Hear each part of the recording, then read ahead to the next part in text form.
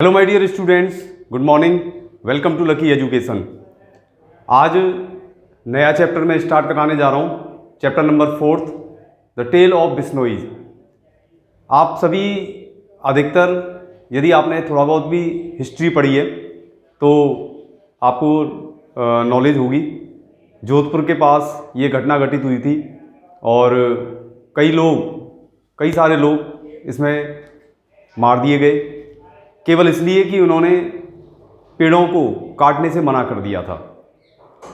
सबसे इम्पोर्टेंट बात यह है कि हम इसको किस रेफरेंस में पढ़ें। हम तो सबसे इम्पोर्टेंट बात जो आपको दिमाग में रखनी है, कुछ पॉइंट्स आपको दिमाग में रखने हैं जो मैंने यहाँ पर नोट कर दिए हैं। ये सब एक बार आप फ्रंट पेज पर लिख लेना। थोड़ा ब्रीफ मैं कर दूंगा आपके लिए।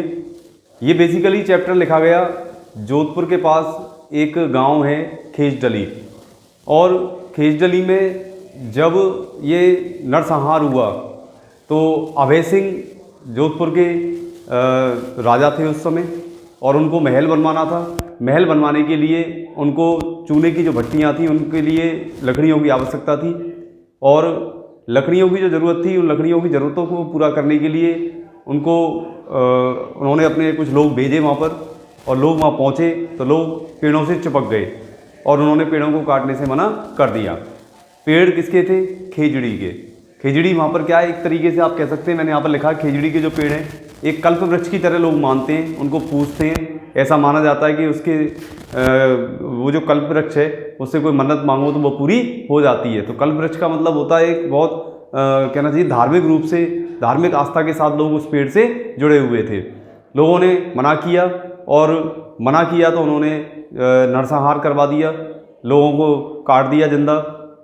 और उसकी जो मेन लीड मतलब जो मेन रोल प्ले किया उसमें थी उस समय अमृता देवी। तो अमृता देवी भी और उनकी जो बच्चियां थी उन्होंने भी अपनी जान दे दी पेड़ों को बचाने के लिए। तो इस रेफरेंस में आपको ये पढ़ना है। आपने देखा होगा कि जोधपुर में एक हिरण प्रकरण हुआ था, सलमान खान जिसमें फंसा, और आज भी वो केस चल रहा है। तो धार्मिक आस्था को कभी भी किसी भी इंसान को किसी की भी धार्मिक आस्था है उसको चोट नहीं पहुंचानी चाहिए। लोग जो इमोशनली जुड़े हुए हैं, जो उनका सोच है, जो वो मानते हैं, जो धर्म है उनका, उसमें कभी भी किसी भी इंसान को डिस्टर्ब नहीं करना चाहिए। तो आपने देखा कि जोधपुर में जो हिरण प्रकरण था, काला हिरण जो प्रकरण, कृष्ण मृग जिसको बोलते हैं, यहाँ पर देखो नाम है, ब्लैक बक है। तो ये उन्होंने शिकार कर दिया। लोग उसको बहुत ज़्यादा उनकी रक्षा करते हैं, और रक्षा करते हैं तो उनको ऐसे एक तरीके से, जैसे खिचड़ी को उन्होंने कल्प वृक्ष मान रखा था, ऐसे ही उस हिरण को भी उन्होंने अपना एक तरीके से एक बहुत ही पवित्र जो पशु होता है, जानवर होता है, उसके रूप में उन्होंने उसको मान रखा था। तो लोगों ने विद्रोह किया, मामला कोर्ट में चला गया। आज भी वो प्रकरण आज भी चल रहा है। वो अलग बात है कि वो डोमिनेंट हैं, पैसे वाले लोग होते हैं, इन्होंने मामले को कैसे भी पैसे के बल पर इतना खींच दिया। नहीं तो यदि कोई जनरल आदमी होता और वो पकड़ में आ जाता वहाँ के लोगों के, तो हो सकता है वो लोग उसको मार मार के ख़त्म कर देते। इतना ज़्यादा लोग अपने जानवर से, अपनी जगह से, अपने पेड़ों से इतना ज़्यादा इमोशनली लोग अटैच्ड हैं। ये चैप्टर बेसिकली मारवाड़ का, इसका बैकग्राउंड है वो मारवाड़ है, और मारवाड़ जो पूरा क्षेत्र होता है वो जोधपुर के आसपास का पूरा क्षेत्र है जो मारवाड़ क्षेत्र कहलाता है। और कुछ स्टूडेंट्स जो इस चैप्टर को पढ़ेंगे वो तो हो सकता है वहाँ के रहने वाले ही हों, तो वो ज़्यादा अच्छी तरीके से समझते होंगे कि किस तरीके से ये पूरा एपिसोड हुआ। फिर भी मैं चैप्टर स्टार्ट कराने से पहले मेरा सिस्टम है, मैं चैप्टर को पहले ही ब्रीफ कर देता हूँ, जिससे जब आप पढ़ें तो आपको किसी भी तरीके की दिक्कत नहीं आए। यहाँ पर आप देख रहे हैं मैंने पॉइंट्स कन्वर्ट कर दिए। इस तरीके से आप लिखा भी करें। कोई भी चैप्टर हो, कोई भी सब्जेक्ट हो, आप इस तरीके से वैल्यू पॉइंट्स पर ज़रूर काम करें। इसको आप इंपॉर्टेंट फैक्ट्स कह लो या वैल्यू पॉइंट्स कह लो, कुछ भी आप कह सकते हैं। इस तरीके से आप बना लिया कीजिए, जिससे क्या है पूरा ब्रीफ हो जाता है चैप्टर का। फ्रंट पेज पे जब आप नोट कर लोगे तो आगे अंदर आपको जो चैप्टर के क्वेश्चन आंसर्स हैं वो सब एकदम क्लियर होते चले जाएंगे। ठीक है ना? तो ये आप विशेष रूप से इसको समझें। बात करें चैप्टर की, तो जो पॉइंट्स मैंने निकाले आपको किस तरीके से समझने हैं, मैंने इनको हाईलाइट कर दिया हल्का हल्का। पहला पॉइंट मैंने लिखा है मारवाड़, क्योंकि ये चैप्टर जो है इसका जो बैकग्राउंड है मैंने बोला था अभी मारवाड़ का है। तो मारवाड़ वृक्ष विहीन बंजर क्षेत्र है, जहाँ पर चट्टानें हैं, और पूरा की पूरा रेत वगैरह है, तो वहाँ पर ज़्यादा कोई बसावट नहीं है। ये बहुत पहले का लिखा गया है। अब जो उस समय की बात है, उस समय की बात है। अब तो खैर जगह जगह मैक्सिमम जो प्लेसेस हैं वो डेवलप्ड हो गए हैं, अब तो कोई ऐसी दिक्कत नहीं है। लेकिन जो चैप्टर जब लिखा गया उस समय की जो पोजीशन थी, उस समय की पोजीशन कैसी थी, वृक्षविहीन बंजर क्षेत्र था ये, ठीक है ना। तो उस रेफरेंस में आपको ये अपने दिमाग में इमेज बना लेनी है कि किस तरीके की परिस्थितियाँ उस समय रही होंगी। खेजड़ी मैंने बता दिया अभी आपको, कल्पवृक्ष की तरह लोग एक पवित्र पेड़ के रूप में इसकी पूजा करते हैं, इसको बहुत ज़्यादा मानते हैं, बहुत ज़्यादा इसकी रक्षा करते हैं। बात करें आगे तो मध्य एशिया के पशुपालक, धीरे धीरे क्या हुआ, ये जो एरिया था मारवाड़ का, यहाँ पर मध्य एशिया से जो जानवरों को पालने वाले होते हैं, जो पशुपालक होते हैं, वो उनका आना शुरू हो गया। अब वो लोग क्या था, अच्छा यहाँ पर जो लोग थे, ये यहाँ की जो पूरी जेंट्री थी वो भील टाइप के लोग थे, भील जिसको कहते हैं, जो भाला वगैरह लेकर हाथ में रहते हैं, भील होते हैं, जो सीधे साधे होते हैं, ज़्यादा इनका ऐसा वो नहीं है कि लड़ने झगड़ने में ज़्यादा वो, ये केवल अपने तक सीमित रहते हैं, कबीले तक सीमित रहते हैं, जो इनके कबीले वगैरह बने रहते हैं। तो क्या हुआ, मध्य एशिया से जब पशुपालक आए तो इन्होंने क्या कर लिया, इन्होंने अटैक कर दिया इनके ऊपर और इन भीलों पर पूरी तरीके से काबू कर लिया। तो मध्य एशिया से पशुपालक आए तो उन्होंने अपने जानवरों को इनके खेतों में छोड़ के सब पूरा वो खा गए और इन पर पूरी तरीके से अपना नियंत्रण कर लिया। तो ये आप इस तरीके से आगे चैप्टर चलेगा, पैराग्राफ वाइज मैंने लिखे हैं पॉइंट से। 13वीं शताब्दी आई, फिर 13वीं शताब्दी पर क्या हुआ, कन्नौज के जो राठौड़ थे, कन्नौज के राठौड़ ने क्या किया, ये जो भील थे इन पर फाइनली अपनी क्या कर लिया, अपना कब्जा पूरी तरीके से जमा लिया। क्या हुआ, 13वीं शताब्दी, इसको आप देखना जरा, 13वीं शताब्दी आएगी ये इस तरीके से, और 13वीं शताब्दी में कन्नौज के जो राठौड़ थे उन्होंने भीलों पर अपनी अंतिम जीत दर्ज कर ली। अंतिम जीत का मतलब है अब उनका ही पूरी तरीके से शासन हो गया, किसका, जो राठौड़ थे उनका पूरा शासन हो गया। इसके बाद देखिए 1451 में कुछ चेंज आया।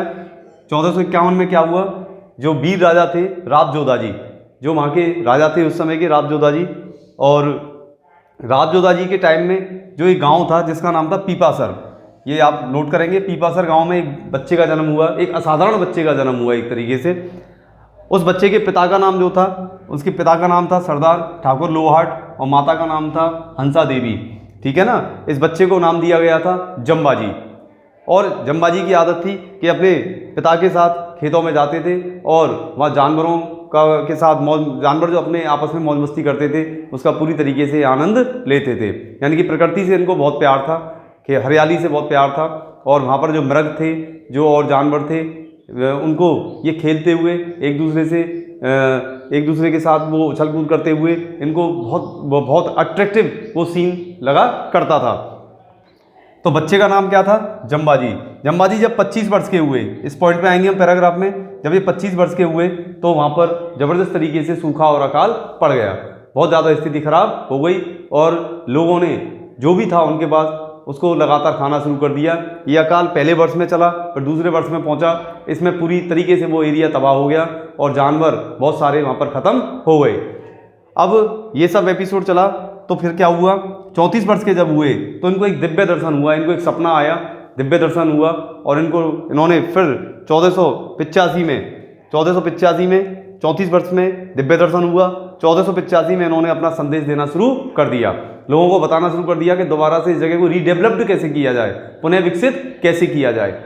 तो ये इस तरीके का संदेश इन्होंने देना शुरू कर दिया, और इन्होंने इस संदेश में 29 मूल सिद्धांत लोगों को दे दिए, ठीक है ना। तो 20 बिश्नोई, अब आप देखेंगे बिश्नोई, आप समझ रहे हैं मेरे शब्द को, बिश्नोई यानी 20 + 9, 20 + 9, तो क्या थे वो 29 मूल सिद्धांत। इसी रेफरेंस में हम इस चैप्टर को पढ़ेंगे जिसका नाम है द टेल ऑफ द बिश्नोईज, ठीक है ना, समझ में आ गया। बिश यानी कि 20 नोईज सिद्धांत, 20 सिद्धांत, 20 + 9 29 सिद्धांत, मूल सिद्धांत पर आप इस चैप्टर को पढ़ेंगे, ठीक है। इसके बाद आ जाइए, जम्बाजी के जो समकालीन थे, वो जम्बाजी में नाम आया है, जम्बाजी के जो समकालीन थे राजजोधा जी। जम्बाजी के समकालीन कौन थे, राजजोधा जी थे, वो लिखा राजजोधा जी, ये जम्बाजी के समकालीन थे, ठीक है। राजजोधा जी के नवे वंशज ने सिंहासन संभाला, किसका, जोधपुर का सिंहासन पर उसने संभाल लिया।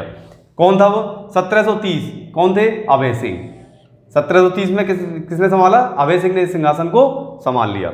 अब अभय सिंह को क्या था कि लाल बलुआ जो पत्थर होता है उसका एक महल बनवाना था, और जोधपुर का आपने देखा होगा, जोधपुर में आप देखिए रेलवे स्टेशन से लेके जो बड़ी बड़ी जितनी भी बिल्डिंग्स हैं सब लाल पत्थर से बनी हुई हैं, बहुत खूबसूरत नज़र आती हैं। जोधपुर शहर अपने आप में बहुत प्यारा है, बहुत खूबसूरत है, अच्छा शहर है, बहुत अच्छा लगता है। मैं करीब 3-4 बार होके आया हूँ, बहुत अच्छी जगह है, शानदार। रेलवे स्टेशन से ही आपका जो मन है वो कई चीज़ों की तरफ अट्रैक्ट होना शुरू हो जाता है। रेलवे प्लेटफॉर्म देखिए आप, वहाँ की बिल्डिंग देखिए, बहुत खूबसूरत है, ठीक है। तो उसने भी ये किया कि उसको एक लाल बलुआ पत्थर और चूने मिलाकर एक महल बनवाना था। तो उस महल बनवाने के लिए उसको चूने की जो भट्टियाँ थी, जिसको क्लिन बोलते हैं, उनको चूने को गर्म करने के लिए लकड़ियों की आवश्यकता थी। तो उसने पता किया तो 16 किलोमीटर दूर बिश्नोई जो संप्रदाय था वहाँ पर, जिसके कौन थे, जम्बाजी, जो उनके जो समर्थक थे, उनके जो सिद्धांत थे, तो 16 किलोमीटर दूर बिश्नोई जो लोग रहते थे, बिश्नोई आ गया ना, जम्बाजी के कौन थे, सिद्धांतों को उन्होंने पूरी तरीके से अपना लिया था। तो 16 किलोमीटर दूर जो जगह थी जिसका नाम था खेजडली, तो खेजडली जो 16 किलोमीटर दूर था, वहाँ पर लोग जम्बाजी के जो 29 सिद्धांत थे उनका बहुत ज़बरदस्त तरीके से पालन करते थे। उनमें एक ये भी शामिल था कि हमें अपने जानवरों की और अपने पेड़ पौधों की और अपने जितने भी जो हरियाली है उसमें जो भी चीज़ें उनकी हमें अच्छी तरीके से रक्षा करनी है, ये उन सिद्धांतों में शामिल थी ये बात। तो बिश्नोई रामखोड़ की जो पत्नी थी, वहाँ पर बिश्नोई समाज था, बिश्नोई रामखोड़ की पत्नी थी अमृता देवी। तो अमृता देवी ने इनका विरोध किया, वो सामने आई और सबसे पहले उन्होंने इसका विरोध करना शुरू किया। और लोग भी आसपास के गांवों से पहुंच गए, वहाँ पर करीब 84 गांवों से लोग वहाँ पर इकट्ठे हुए, पहुंच गए। और फाइनली अभय सिंह के जो मंत्री था, उसने जो लेके गया था साथ में, पूरी सेना जो साथ में ले गया था और जो तलवार वगैरह साथ में ले गए थे, और ये लोग अमृता देवी के नेतृत्व में ये लोग सभी पेड़ों से, जो खेजड़ी के पेड़ थे उनसे चिपक गए और उन लोगों ने बिल्कुल दया नहीं दिखाई और करीब 300-400 लोगों के आसपास लोगों को पूरी तरीके से काट कर अलग कर दिया, जिनमें अमृता देवी और उनकी बेटियां भी शामिल थी। तो ये जो पूरा जो एक तरीके एसेसिनेशन बोलते हैं, इसको इंग्लिश में असेसिनेशन बोलते हैं, सामूहिक नरसंहार जो हुआ, ये बात फिर अभय सिंह तक पहुंची। अभय सिंह जी ने फाइनली फिर पूरा यहाँ का दौरा किया और कुछ जो ताम्र प्लेट वगैरह थी उस पर इरेक्ट करके कुछ सिद्धांत वगैरह लिखे। वो फाइनली लास्ट बात की बात है। पहले हमें जिस रेफरेंस में ये चैप्टर पढ़ना है उसको आप देख लें ज़रा, यहाँ पर ये पॉइंट्स हैं, इस तरीके से आप उसको नोट कर लें जो मैंने बोला था। बाकी जब आप पैराग्राफ वाइज पढ़ेंगे तो ये सभी पॉइंट्स आपके सामने आना शुरू हो जाएगा। मैंने यहाँ की बजाय यहाँ से स्टार्ट कर दिया है, 11 यहाँ पर है पॉइंट्स, 12, 13, 14, 15, 16 तक यहाँ पर पॉइंट्स हैं। अब मैं आगे चैप्टर शुरू करने जा रहा हूँ, आप ध्यान से देखेंगे और उसको बुक को निकाल लीजिए, उसको जो भी मैं पढ़ाऊँ उनको ढंग से समझना कि इसमें वास्तव में क्या चीज़ लिखी हुई है। जब ये लिखा गया चैप्टर तो उन्होंने किस तरीके से लिखा है ये और देखना जरा ध्यान से। Today Marwar is a treeless based of sand and rocks. Today, आज मारवाड़ जो है, अ ट्रीलेस बेस्ड, एक वृक्ष विहीन क्या है, बेस्ड, एक जंगल है। मैंने लिख दिए यहाँ कुछ वर्ड मीनिंग्स आए, बंजर जंगल है, वृक्ष विहीन बंजर जंगल है, ऑफ सैंड एंड रॉक्स, जहाँ पर केवल रेत और चट्टानें हैं। The only growing things are thorny shrubs. The only growing things, वहाँ पर केवल मात्र जो उगने वाली जो चीज़ें हैं वो कौन कौन सी हैं, थॉर्नी श्रब्स, कांटेदार जो झाड़ियाँ हैं। A few tufts of short rough grass, a few tuft, यहाँ पर मैंने वर्ड मीनिंग लिखे हुए, अ फ्यू टफ्ट, टफ्ट माने क्या, गुच्छे जो इकट्ठे हो जाते हैं बनकर। A few tuft of short rough grass, जो छोटी और खुरदरी जो घास है उसके कुछ गुच्छे हैं।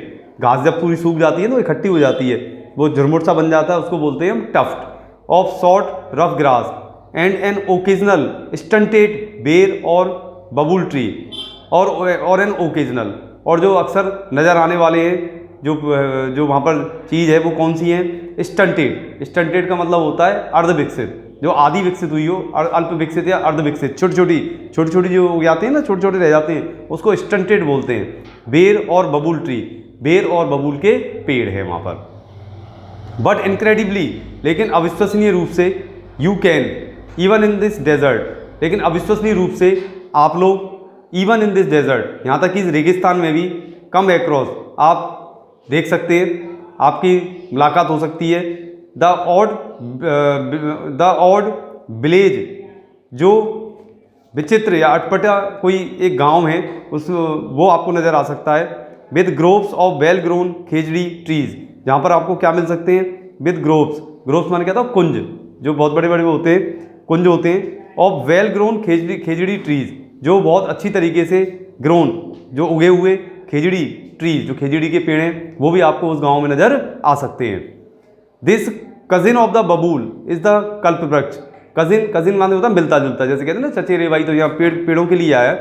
दिस कजिन ऑफ द बबूल, इस जो बबूल का जो मिलता जुलता जो एक और पेड़ है वो क्या है, इज द कल्प वृक्ष। क्या नाम है उसका, कल्प वृक्ष।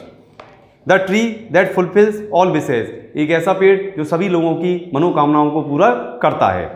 अ फुल ग्रोन कैमल, एक पूर्ण रूप से विकसित कौन है, कैमल, ऊंट। It's pots can be made into a delicious करी, तो a full grown camel can enjoy, sorry थोड़ा एक लाइन मिस हो गई। अ फुल ग्रोन कैमल, एक पूर्ण रूप से विकसित जो एक ऊंट है वो क्या कर सकता है, can enjoy a mid day siesta, वो जो आधा दिन होता है, मध्य जो होता है 12 बजे के आसपास का जो टाइम होता है, enjoy a mid day siesta, वो क्या कर सकता है, मिड डे सिएस्टा।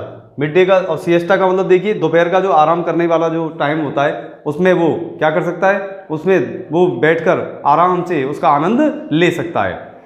तो जो ऊँट है वो मिड डे सिएस्टा, जो दोपहर का जो टाइम है, जो आधी दोपहर का टाइम है, उसका वो आनंद ले सकता है, आराम करने का आनंद ले सकता है। इन इट्स सेड, यहाँ की इनकी जो पेड़ लगे हुए हैं, इनकी जो छाया है उसमें बैठकर वो आराम से नींद का आनंद ले सकता है।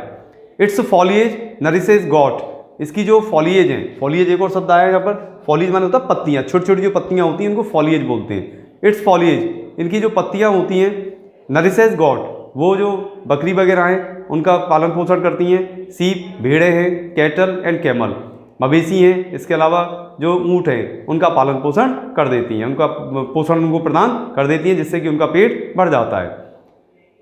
It's pots can be made into a delicious करी, इट्स पॉट्स, इसकी जो पॉट्स हैं, इसकी जो फलियां हैं, यहाँ पर देखें ज़रा फलियां, इसकी जो फलियां हैं उनसे क्या बनाया जा सकता है, मेड इनटू अ डिलीशियस करी, उससे एक स्वादिष्ट जो कड़ी होती है जिसको बोलते हैं हम कड़ी, उसको बनाया जा सकता है।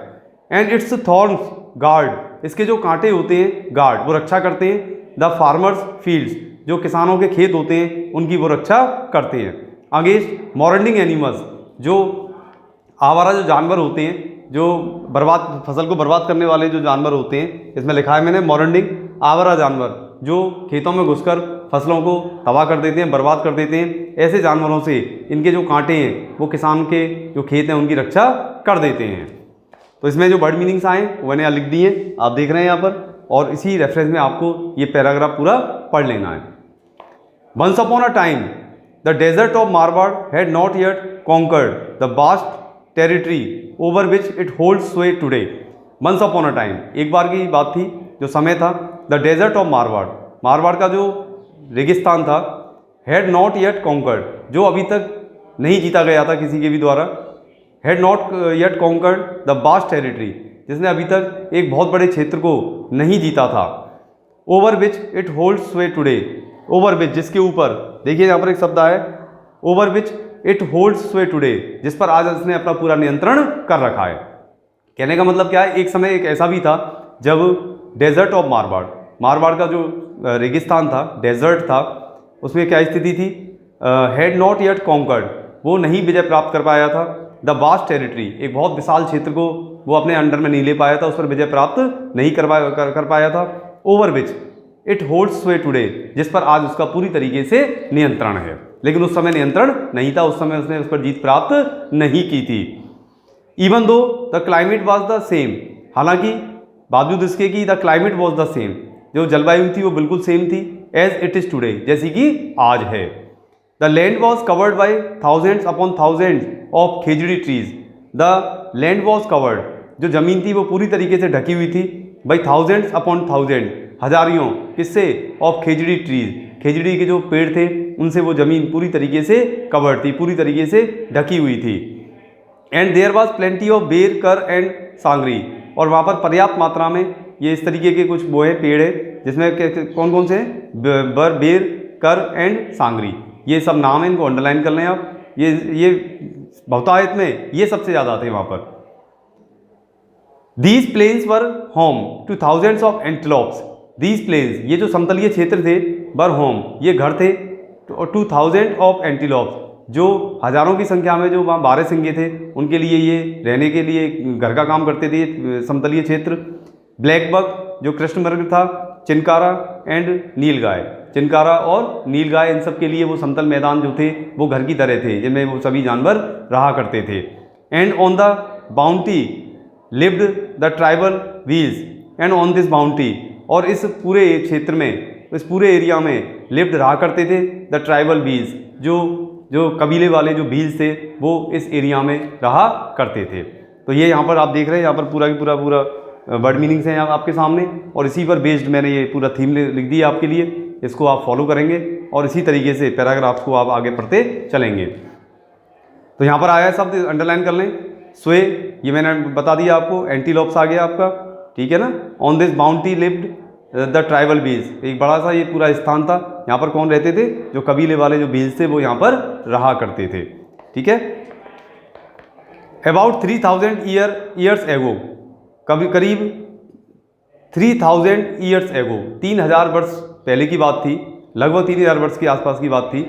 Hoards of cattle keepers, hoards माने होता जत्था, झुंड, पूरा समूह, ऑफ कैटल कीपर्स, जो पशुपालक होते हैं, उनका एक विशाल जो समूह था, उनका जत्था था, वो क्या हुआ, begin to pour into India, उसका इंडिया में आना शुरू हो गया। फ्रॉम वेस्ट, कहाँ से, वेस्ट एंड सेंट्रल एशिया, पश्चिमी और मध्य एशिया से उनका आना शुरू हो गया। यहाँ शब्द आया है कि HORDES, होर्ड्स माने होता है जो समूह में लोग चलते हैं, जो एक, जिसको कहते हैं हम विशाल जनसमूह जिसको कह सकते हैं, जत्था शुद्ध हिंदी होती है, जत्था या बहुत बड़े ग्रुप में आने वाले लोगों को हम बोलते हैं होर्ड्स। तो कौन थे वो, कैटल कीपर्स थे, पशुपालक थे, पशुओं की देखभाल करने वाले लोग थे वो। Begin to pour into India, उनका भारत में आना शुरू हो गया। From west and central Asia, पश्चिम और मध्य एशिया से आना शुरू हो गया। Some of them spread into Marwar, उनमें से कुछ लोग कहाँ तक आकर पहुँच गए, उनमें से कुछ लोग कहाँ तक पहुँच गए, मारवाड़ तक आ गए। The Bhils resisted their encroachment, जो भील थे, जो रह रहे थे पहले से, उन्होंने प्रतिरोध किया, विरोध किया। देयर एनक्रोचमेंट, उन्होंने जो अतिक्रमण करने की कोशिश की, जो उन्होंने स्थान घेरने की कोशिश की, उसका वहाँ के जो भील्स थे उन्होंने बहुत ज़बरदस्त तरीके से क्या किया, विरोध किया। रेसिस्टेड, विरोध करना, और एनक्रोचमेंट, एनक्रोचमेंट का मतलब होता है गलत तरीके से किसी स्थान पर अपना कब्जा जमा लेना, इट्स कॉल्ड अतिक्रमण, encroachment. But the invaders had horses and superior weapons, लेकिन जो इन्वेडर्स थे, जो आक्रमणकारी थे, इन्वेडर्स आक्रमणकारी जो थे, हैड हॉर्सेज, उनके पास घोड़े भी थे, एंड सुपीरियर वेपन्स, और अच्छी क्वालिटी के क्या थे, वेपन्स, हथियार थे। एंड प्रेटी सून, इस वजह से उन्होंने जल्दी ही took care of the Bhils, उन्होंने जल्दी ही जो भील थे, भील जनजाति थी, उसके ऊपर अपना कब्जा जमा लिया। In any case the land appeared boundless, in any case, किसी भी स्थिति में, द लैंड अपीयर्ड, जो जमीन थी वहाँ पर वो नज़र आ रही थी, कैसी, बाउंडलेस, बिल्कुल कोई दूर दूर तक बिल्कुल बाउंडलेस, कोई किसी तरीके का वहाँ पर कोई अतिक्रमण या किसी तरीके की कोई कंट्रोल वहाँ पर नहीं था। एंड द भील रिट्रीटेड, इस वजह से जो भील थे वो पीछे हट गए, रिट्रीटेड, पीछे हट जाना, भील थे वो पीछे हट गए। A little towards the Aravallis, और कहाँ पर पहुँच गए, अरावली की जो पर्वत श्रृंखला थी उसकी तरफ पीछे हटकर वहाँ तक पहुँच गए। The population of Marwar was on the increase, और मारवाड़ की जो जनसंख्या थी वाज ऑन द इंक्रीज, वो लगातार और तेज़ी से उस समय बढ़ रही थी। तो ये आप नोट करें इसके अंदर, होर्ड्स जत्था या ग्रुप, इन्वेडर्स आक्रमणकारी, इसको आप नोट करें, अंडरलाइन करें। तो ये जब लोग आए तो इनके पास वेपन्स थे, हॉर्सेस थे, सब कुछ था इनके पास, इसलिए इन्होंने जल्दी ही जो भील थे उनके ऊपर अपना शिकंजा कस लिया। और ये जो ज़मीन थी अपीयर्ड बाउंडलेस, जो पूरी तरीके से बाउंडलेस थी, कोई इसके ऊपर कंट्रोल नहीं था। एंड द भील रिट्रीटेड, इस वजह से जो भील थे वो पीछे हट गए। A little towards the Aravallis, और कहाँ पर पहुँच गए, अरावली की पर्वत श्रृंखला तक ये पहुँच गए। The population of Marwar was on the increase, और मारवाड़ की जो पॉपुलेशन थी वो लगातार बढ़ रही थी। ठीक है, 3 पैराग्राफ्स मैंने कराएं, वर्ड मीनिंग्स मैंने सामने लिख दिए हैं, वैल्यू पॉइंट्स आपके सामने, इनको आप नोट कर लेंगे एक बार फ्रंट में स्टार्ट करने से पहले, और उसके बाद ये 3 पैराग्राफ्स हैं, इनको आप पढ़ें, इनको आप समझें, फिर मैं अगले वीडियो लेक्चर में इसको और थोड़ा सा पहले से ब्रीफ करते हुए आपके लिए कंटिन्यू करूँगा, ठीक है ना। यहाँ तक आप नोट कर लें, क्योंकि वर्ड मीनिंग्स मैंने यहीं तक के लिखाए हैं आपको, ठीक है। तो यहाँ तक आप देखें, पढ़ें और समझें। अगली वीडियो लेक्चर में आपको फिर स्टार्ट करते हैं, तब तक घर पर रहें, सुरक्षित रहें। Thank you.